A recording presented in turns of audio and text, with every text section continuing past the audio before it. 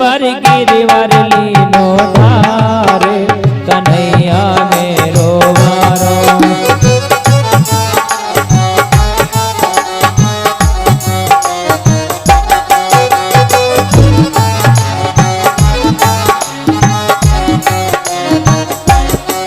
ये कहे जसोदा मैया सब जोर लगाओ मोरे भैया। ये कहे जसोदा मैया सब जोर लगाओ मेरे भैया। कैसे झेले अकेला भारे कन्हैया मेरो मारो। कैसे झेले अकेला भारे कन्हैया मेरो मारो।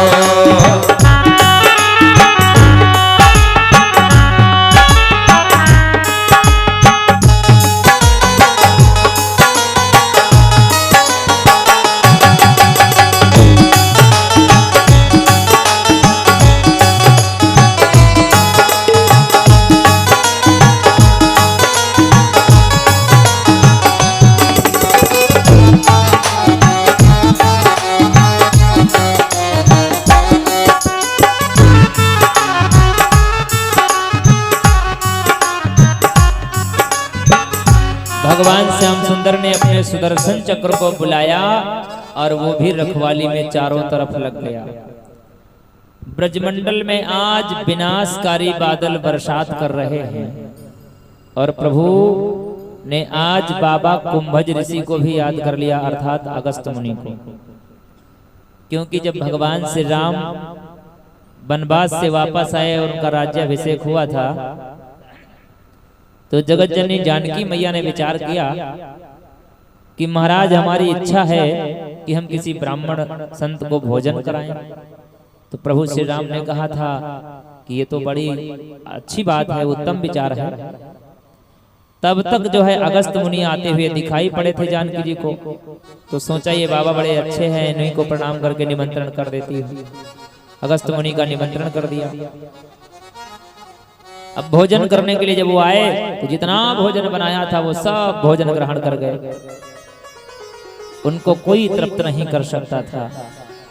आखिर में जब देखा कि अब भोजन नहीं बचा है तो भगवान श्री राम को दरबार से बुलाया, दासी को भेज करके। प्रभु श्री राम दौड़ते हुए आए, कहा देवी क्या बात है। भगवान श्री राम की तरफ इशारा करके कहा कि ये जो ब्राह्मण देवता बाबा जी आए हुए हैं रसोई का सारा बना हुआ भोजन ग्रहण कर चुके हैं, अब बताओ हम कैसे क्या करें। बाबा की तरफ जो ही प्रभु श्री राम ने देखा, फिर जानकी जी की तरफ देखा, विचार किया कि इनको कोई और नहीं मिला था।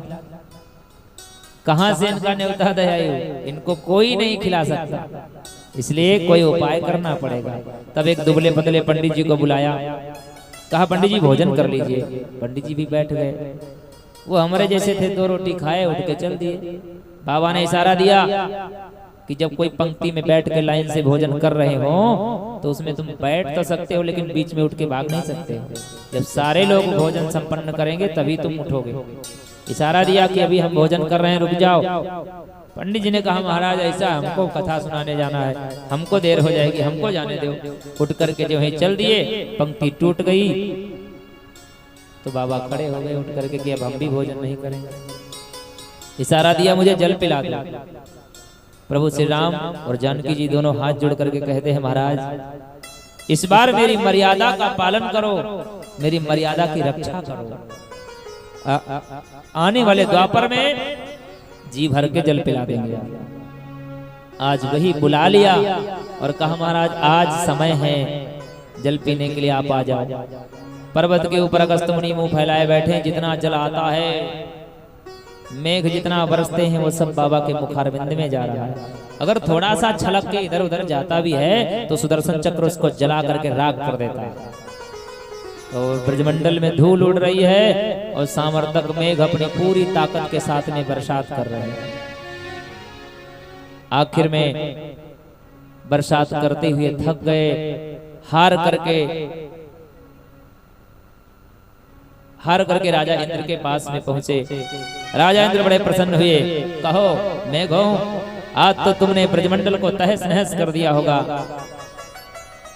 मेघ सर झुका करके कहते हैं महाराज कहीं हम ये कह सकते कि ये सत्य है, परंतु ऐसा संभव नहीं हुआ। तब जाकर के राजा इंद्र के मन में विचार आया कि ऐसा क्यों है। राजा इंद्र ने तुरंत कामधेनु नाम की गाय को साथ में लिया और भगवान श्याम सुंदर की शरण में आ गए। यहाँ भगवान श्याम सुंदर 6 दिन तक लगातार ऐसे रोके रहे। ग्वाल बालों ने भी अपनी लाठियां लगा ली थी। गोपियों ने सोचा हम कुछ मदद कर दे, तो अपनी अपनी मथनियां लगाया था उसमें, वो सब लगाए खड़े हैं। ग्वालों ने कहा खाली उंगली छुआने से थोड़ी हो जाता, हम सब जने लाठी न लगाए हुई तो ये नीचे आ जाए तुरंत। इस सब जनी मथनियां लगाए, हम लोग अपन अपन लठ लगाए हैं, तब बहन रुका है ऊपर, खाली अंगुली छुआए कहो पहाड़ रुक जाए। तो भगवान ने कहा कि आज 6 दिन हो गए हैं, लाओ हम थोड़ी सी उंगली हटा लेते। ज्यों ही हटाने लगे तो पर्वत नीचे आने लगे। तो भगवान ने फिर से उंगली लगा दी उसी। 7 दिन तक लगातार घमासान बरसात होती रही। इंद्र 7वें दिन हार करके और कामधेनु गाय लेकर के आ गए शरण में। मौसम स्वच्छ हो गया, धूप निकल आई और भगवान श्याम सुंदर ने उस पर्वत को जहां से उठाया था उसी जगह पर पुनः स्थापित कर दिया। वो स्थापित कर दिया। सबने कहा कि लाला तुमने ये गोवर्धन पर्वत कैसे उठा लिया। तो भगवान श्याम सुंदर कहते हैं कछु माखन को बल बढ़ो